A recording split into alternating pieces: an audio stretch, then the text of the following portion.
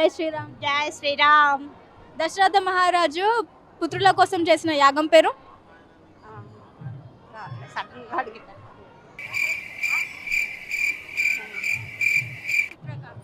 పుత్రకామేష్టి యాగం. దశరథుడి రాజ్యం పేరు? దశరథుని రాజ్యం పేరు? దశరథ అయోధ్య. సీతాదేవి జాడ చెప్పినందుకు రాముల వారు హనుమంతుల వారికి ఒక బహుమతి ఇస్తారు. ముత్యాలహారం.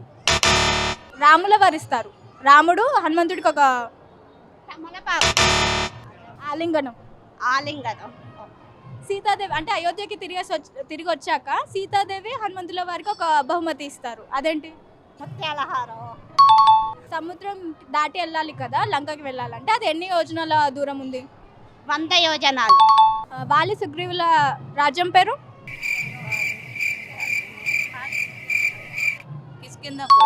సీతాదేవిని అపహరించేటప్పుడు ఒక పక్షి అడ్డుకుంటుంది కదా, ఆ పక్షి పేరు? జటాయు. సీతాదేవిని అపహరించిన తర్వాత సీతాదేవిని లంకలో ఎక్కడ పడతారు? సీతాదేవిని అశోకవనంలో. అశోకవనంలో సీతాదేవి ఒక చెట్టు కింద కూర్చుంది, ఆ చెట్టు పేరు? అశోక ట్రీ. అదే శింషుపబ్. రామాయణం ఈ జనరేషన్కి ఎలా యూజ్ అవుతుంది? రామాయణాన్ని పూర్తిగా చూసుకుంటే మన లైఫ్ మనకు కనిపిస్తూ ఉంటుంది.